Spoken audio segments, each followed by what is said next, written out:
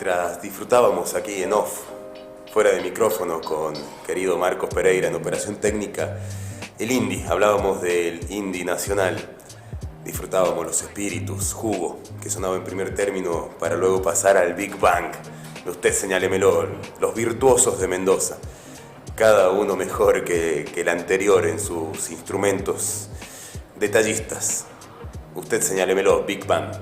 Cerraba la primera sección musical del día de hoy. Y ahora bien, arrancamos a lo que venimos. La presentación de la entrevista exclusiva que tuvimos con el presidente de la Corte Suprema de Tucumán. Me refiero al doctor Daniel Pose. Una entrevista impresionante para nosotros.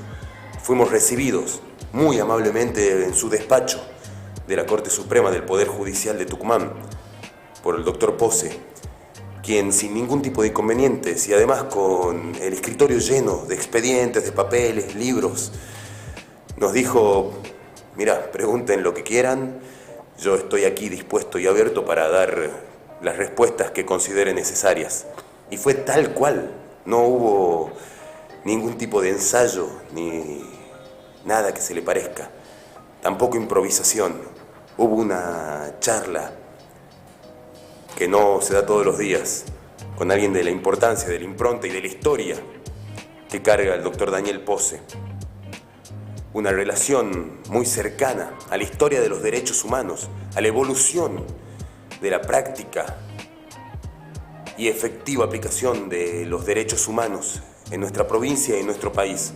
Nuestra provincia que sufrió no solamente a Agdel Vilas, el operativo Independencia, que se inicia antes del golpe oligárquico proimperialista dado por el ejército argentino del año 76, del 24 de marzo. El operativo Independencia fue decretado por Estela de Perón, ya muerto Juan Domingo Perón, en el año 75, y llevada a cabo por Agdel Vilas, un psicópata, jefe del ejército, ex jefe de policía, que vino a Tucumán a traer masacre y sangre, luego reemplazado por quien sería su lugarteniente al comienzo de las operaciones. Me refiero a Bussi. Y luego los tucumanos sufriríamos la elección a partir del voto de Bussi en los 90. Bueno, toda esta carga de tristeza fue superada cuando Néstor Kirchner, en el acto más emblemático que exista en la política argentina en los últimos 50 años, desde Evita, me atrevería a decir, y desde su renunciamiento, en los balcones de Casa de Gobierno con toda la CGT, los trabajadores y trabajadoras del pueblo argentino pidiendo por la vicepresidencia para Evita, y su renunciamiento en un acto impactante de militancia y de patriotismo de Evita, el acto de Néstor Kirchner de bajar los cuadros solo sería comparable a ello. Un acto patriótico, que se encargó de alumbrar, de iluminar y de abrir millones de ojos militantes que dijeron: che, este flaco no es cualquiera, está bajando los cuadros de los milicos represores, asesinos, los está bajando él. Cuadros que por un respeto institucional, como les gusta decir a la derecha encubierta en el institucionalismo y republicanismo, a los Fernandos Iglesias y a tanta basura dando vuelta, a todos ellos que les fascina hablar del republicanismo, también les fascinan los cuadros de los represores, de los asesinos, de los genocidas, Bussi, Macera y Agosti, colgados en las casas de gobierno, que no son de ellos, no son de ninguna república abstracta envuelta en el limbo, son nuestra casa, la casa del pueblo argentino, y allí no puede haber fotos de represores y genocidas. De allí que el acto patriótico y generador de conciencia de Néstor Kirchner, al bajar esos cuadros, sea de una importancia vital y haya sido el puntapié inicial para esta política que profesa los derechos humanos como bandera. Y allí se encuentra el doctor Daniel Pose, brindándonos y recibiéndonos en su casa, en su lugar de trabajo, en el despacho del Poder Judicial de la Corte Suprema de Tucumán, para brindarnos una entrevista cargada de política, cargada de derecho, cargada de justicia y de enseñanzas, por lo que estamos profundamente agradecidos. Entre otras cosas, vas a escuchar, y quiero hacer hincapié en estas aclaraciones, Por ejemplo, que hablo de la noche de las corbatas, no la especifico porque estamos en una entrevista precisamente.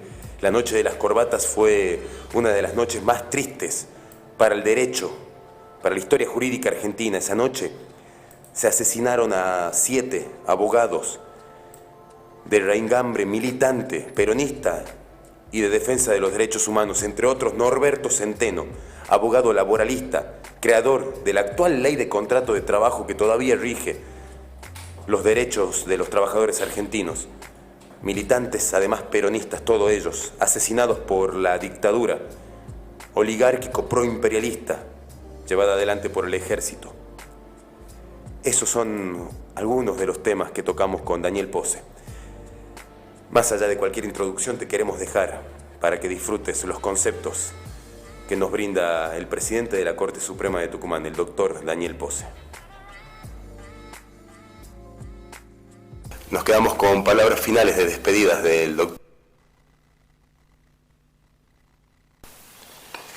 Nos encontramos con Plazas de la Victoria en el despacho de presidencia de la Corte Suprema de Tucumán. Nos recibe muy amablemente, atareado de trabajo, pero brindándonos un espacio para esta entrevista, el doctor Daniel Pose, presidente de la Corte Suprema de Tucumán. Buenos días, doctor. ¿Qué tal? Buenos días. Antes que nada, para iniciar la entrevista, nos gustaría tener un resumen, una síntesis de su vida y trayectoria y formación dentro del área jurídica académica. Bueno, básicamente yo he trabajado muchísimo tiempo como abogado independiente, ejerciendo la profesión, unos cuantos años, largos años. En ese marco de actividad profesional he hecho muchas cosas. Me dediqué a, como todos los abogados que recién se inician en la profesión, a casi todo.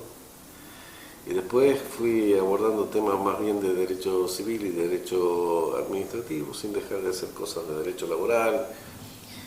He asesorado a sindicatos, a agrupaciones que intentaban llegar a la conducción de sindicatos. Por supuesto también, digamos, he tenido experiencia en el área empresarial. He asesorado a empresas, a asociaciones profesionales, en fin, numerosas actividades en esa área, y en algunos momentos también he intervenido en actividades vinculadas al Estado. He estado, cuando era muy joven, a cargo de la dirección de la Inspección de Personas Jurídicas, cuando un tiempo muy breve, ante la licencia de su directora, que era cuando gobernaba don Fernando Pedro Riguera. Después he tenido actividad también en municipios, como asesor legal del municipio, en fin, muy vasta la actividad en ese sentido. Y después he tenido muchos cargos públicos a través de la gestión en la función pública. He pasado como viceministro de gobierno. En realidad el cargo era secretario de gobierno y secretario coordinador del Ministerio de Gobierno, cuando el Ministerio de Gobierno abarcaba casi todas las funciones del Estado. He sido secretario de Ciencia y Técnica. En ambos ámbitos integré consejos federales. He sido secretario de Derechos Humanos de la provincia. También participando, por supuesto, en el Consejo Federal de Derechos Humanos, en el Consejo Federal de INADI y otros. He sido defensor del pueblo de la provincia de Tucumán, integrando también la entidad que nuclea a los defensores del pueblo de la provincia. Por supuesto, después llegué a la justicia, tengo varios años ya de vocal de corte y hoy estoy en la presidencia, habiendo participado de muchas actividades que esta función, a la que esta función obliga. Estoy en la Junta Electoral Provincial, soy el presidente de la Junta Electoral Provincial. Y en la actividad académica me desempeño en la Facultad de Derecho hace varios años, en la Cátedra de Derechos Humanos. Soy encargado de la Cátedra B de Derechos Humanos y además soy el presidente de la Escuela Judicial del Consejo Asesor de la Magistratura, del Consejo Académico de la Escuela Judicial, para ser más preciso. Bueno, algunas cosas me olvidaré, pero más o menos ese es un reflejo de las cosas que he hecho. Sí, una carrera cargada de amplio trabajo dentro del Estado y además básicamente de los derechos humanos, los derechos del hombre. En base a esto me gustaría preguntarle, doctor, ¿cuál cree que son los logros más significativos de su gestión en la primera presidencia de la Corte Suprema de Tucumán? No sé si hay logros significativos, así. Me parece que son cosas que uno encara y que tienen que ver después con el desarrollo del tiempo. Nosotros acá priorizamos el trabajo cotidiano. Lo primero que hace un vocal de corte o cualquier integrante de la justicia es fijarse en los expedientes judiciales, que es la tarea central, digamos, no la tarea jurisdiccional, resolver cuestiones, los conflictos que llegan a esta instancia. Pero además tenemos la obligación de conducir un poder. Y desde esa mirada, lo que estamos tratando, estamos intentando estructurar, es un poder que se desarrolle en toda la provincia, en todo el ámbito provincial, que tenga cercanía con la gente. Para eso hace falta multiplicar los juzgados, tener una mirada distinta, generar, digamos, una aproximación también con nuestros empleados. Que no había y aún no hay ley o estatuto del empleado judicial, estamos trabajando en eso, estamos trabajando también en generar, digamos, en cada organismo de la repartición, manuales de misiones y funciones para que todo sea claro. Tenemos una mirada también sobre la justicia de paz hace mucho tiempo, estamos informatizando todo el poder, estamos trabajando mucho en el desarrollo tecnológico, estamos ampliando la capacidad del propio poder en materia de edilicia. Hemos generado, digamos, a partir de mucho trabajo y con el acompañamiento de otros poderes, por supuesto, la creación de centros judiciales, como el Centro Judicial de la Banda, que para mí tiene una trascendencia histórica en la provincia de Tucumán. Estamos haciendo crecer el Centro Judicial de Montero, se consolidó el Centro Judicial de Concepción, pero esto no es un proceso de hoy, ni de esta presidencia, son procesos de largo plazo. Respecto a la incidencia de los demás poderes, como usted bien mencionaba, está al frente de un poder con todo lo que eso conlleva. Recordaba la noche de las corbatas, con el asesinato de Norberto Centeno, un gran abogado laboralista, y otros 7 abogados, todos abocados a la defensa de los derechos humanos. Y era imposible no relacionarlo con las últimas denuncias del juez de Corte Suprema de Buenos Aires, Eduardo de Lázari. Quería preguntarle, ¿qué incidencia ve usted de los poderes políticos, económicos, del poder fáctico dentro del poder judicial, dentro del derecho? Mire, yo básicamente creo que no se puede mirar a un poder en forma aislada, ¿no es cierto? O sea, claramente son 3 poderes del Estado, los 3 conducen fracciones o porciones del Estado y tienen constitucionalmente un mandato. Yo creo que si uno cumple el rol adecuadamente, digamos, el que dice la Constitución claramente, digamos, y no se excede de ese rol, pero tampoco deja que alguien administre ese rol, no hay ningún tipo de inconveniente. Un juez tiene que mirar la realidad, mirar dónde está parado, saber cómo funciona la sociedad, pero también tiene que tener, cada vez que toma una decisión, una mirada absolutamente independiente y propia sobre determinadas cosas, ¿no? Así que yo creo que los poderes fácticos ejercen sin duda o tratan de ejercer una influencia, los poderes políticos también y el poder mediático también. Son poderes que están que funcionan y que intentan muchas veces, digamos, generar una situación con respecto a determinadas causas que puedan transitar por este poder, pero está en la cabeza de los jueces y en el corazón de los jueces saber resolver. Muy bien. Respecto a los derechos humanos, que es su materia, nos comentaba, está al frente de la Cátedra de Derechos Humanos, Cátedra B, quería preguntarle la importancia de los derechos humanos en el sistema jurídico argentino y básicamente en las últimas reformas del Código y unificación del Código Civil y Comercial de la Nación.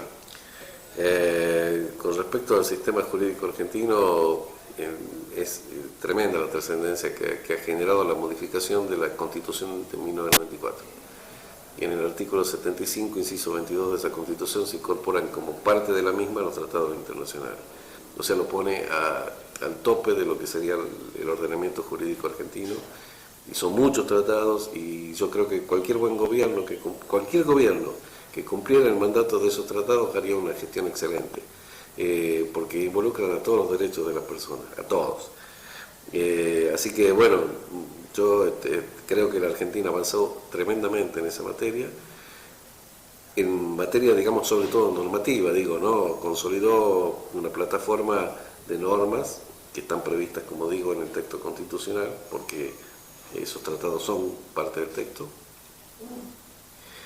que le permiten a cualquier abogado propiciar y activar, digamos, los mejores derechos para las personas. Pero a veces las normas no se compadecen con la realidad, ¿no es cierto? O sea, lo que hoy tenemos que lograr es que todo lo que está normatizado efectivamente sea, por supuesto en un proceso adecuado de tiempo, sea realidad.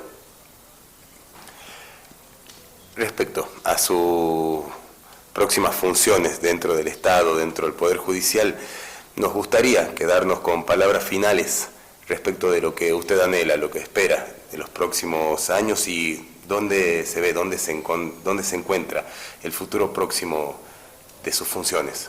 No, el futuro inmediato me encuentro acá y en la cátedra y probablemente en la Escuela Judicial del Consejo Asesor de la Magistratura. Yo soy vocal de corte, coyunturalmente ejerzo la presidencia. No sé qué dirán mis pares sobre quién será el futuro presidente, aún no lo hemos hablado. Pero bueno, mi anhelo es que el Poder Judicial se consolide, que tenga una mirada fuerte sobre los sectores más vulnerables, que mire al interior de la provincia y que, bueno, en los próximos años que no son los 2 o 3, 4, sino en los próximos a 50 años, este poder pueda garantizar lo que debe garantizar, que es básicamente la paz y la tranquilidad social y ser un resguardo a la democracia. Nos quedamos con palabras finales de despedidas del doctor Daniel Pose, presidente de la Corte Suprema de Tucumán.